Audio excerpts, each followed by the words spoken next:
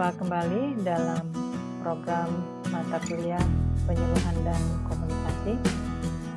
Adalah mata kuliah di program studi agribisnis jurusan Sosial Ekonomi Pertanian, Fakultas Pertanian, Universitas Tadulako.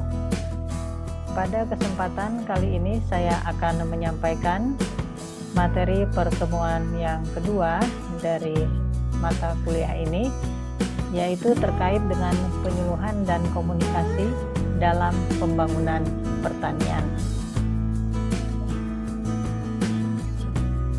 Materi kuliah penyuluhan dan komunikasi dalam pembangunan pertanian akan membahas 7 komponen bahasan, yaitu definisi penyuluhan, tujuan penyuluhan, sasaran penyuluhan, definisi komunikasi, karakteristik komunikasi, tujuan komunikasi, dan peran penyuluhan dalam pembangunan pertanian.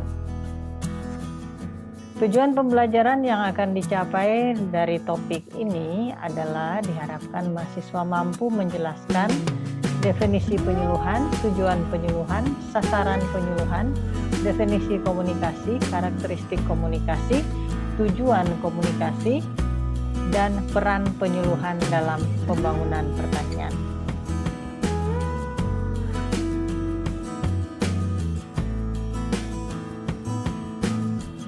Sekarang kita masuk ke subtopik tentang definisi penyuluhan. Berikut ada beberapa definisi penyuluhan. Perhatikan, ini ada 4 konsep penyuluhan. Yang pertama, penyuluhan merupakan upaya untuk menolong orang lain agar dapat menolong dirinya sendiri. Yang kedua, penyuluhan adalah upaya mengubah perilaku sasaran penyuluhan agar sasaran mampu menyesuaikan perilakunya dengan tujuan perubahan yang ingin dicapai. Yang ketiga, penyuluhan adalah suatu bentuk pendidikan masyarakat yang dilaksanakan di luar sekolah. Dan yang keempat, penyuluhan adalah pendidikan bagi masyarakat, di mana materi pendidikan disesuaikan dengan kebutuhan masyarakat untuk berkembang. Berikut disampaikan beberapa tujuan penyuluhan. Pertama, tujuan penyuluhan adalah untuk mengembangkan wawasan melalui peningkatan pengetahuan. Tujuan penyuluhan berikutnya adalah untuk menimbulkan perubahan dalam pandangan serta sikap serta adanya wawasan baru. Tujuan lainnya adalah untuk meningkatkan keterampilan hidup dan meningkatkan keterampilan dalam menjalankan kegiatan usaha. Selanjutnya, penyuluhan juga bertujuan agar peserta atau sasaran penyuluhan memiliki motivasi untuk selalu memperbaiki diri, dan penyuluhan juga bertujuan agar sasaran penyuluhan memiliki sikap selalu ingin beradaptasi dengan perubahan-perubahan yang terjadi. Sasaran penyuluhan adalah orang dewasa yang membutuhkan perubahan untuk membuat kehidupannya lebih baik, lebih produktif, dan lebih berkualitas. Penyuluhan dibutuhkan siapa saja, bahkan seseorang yang telah memahami penyuluhan sesungguhnya dapat menyuluh dirinya sendiri. Semakin mampu seseorang mengenali masalah yang dihadapi dan mengetahui yang diharapkannya dalam kehidupan keseharian, maka semakin memungkinkan orang tersebut dapat menolong dirinya sendiri untuk keluar dari masalah yang dihadapi dan mencapai harapan-harapannya. Sekarang kita masuk ke komunikasi. Definisi komunikasi. Kata atau istilah komunikasi berasal dari bahasa Latin yang berarti berbagi atau menjadi milik bersama. Dengan demikian, kata komunikasi menurut Kamus Bahasa mengacu pada suatu upaya yang bertujuan untuk mencapai kebersamaan. Dijelaskan juga bahwa komunikasi adalah suatu proses pertukaran informasi di antara individu melalui sistem, lambang-lambang, tanda-tanda, atau tingkah laku. Ada 3 golongan pengertian utama komunikasi secara etimologi, terminologi, dan secara paradigmatis. Karakteristik komunikasi. Komunikasi adalah suatu proses. Komunikasi sebagai suatu proses artinya bahwa komunikasi merupakan serangkaian tindakan atau peristiwa yang terjadi secara berurutan, ada tahapannya, serta berkaitan satu sama lainnya dalam kurun waktu tertentu.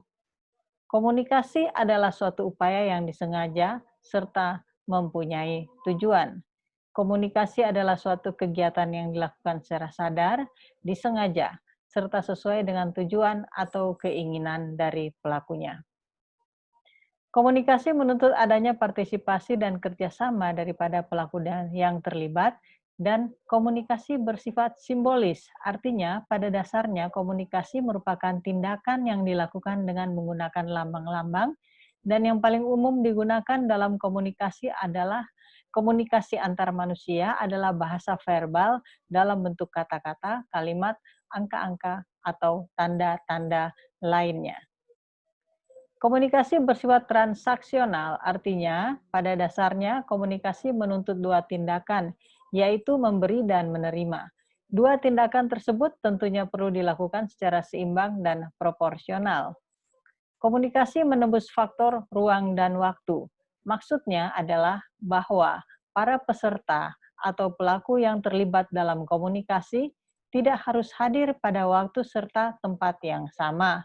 Dengan adanya berbagai produk teknologi komunikasi seperti telepon, internet, dan lain-lainnya, faktor ruang dan waktu tidak lagi menjadi masalah dalam berkomunikasi. Tujuan komunikasi meliputi perubahan sikap, perubahan pendapat, perubahan perilaku, dan perubahan sosial. Sekarang kita ke peran penyuluhan dalam pembangunan pertanian. Pembangunan pertanian diantaranya merupakan proses mengembangkan masyarakat pertanian menjadi masyarakat yang selalu mampu adaptif terhadap perubahan-perubahan yang terjadi. Penyuluhan sebagai salah satu bentuk pendidikan yang diterapkan untuk masyarakat, khususnya masyarakat pertanian, lebih spesifik lagi pendidikan bagi keluarga petani, diharapkan dapat menjadi jembatan bagi perubahan perilaku petani dan keluarganya untuk menyambut masa depan yang lebih baik, untuk memiliki usaha yang baik, mandiri, hidup lebih baik dari waktu ke waktu, dan berkelanjutan. Komunikasi yang baik dan berkualitas merupakan salah satu kunci keberhasilan penyuluhan pertanian. Di akhir materi ini ada kuis dengan 7 pertanyaan yang harus Anda jawab. Yang pertama, jelaskan definisi penyuluhan.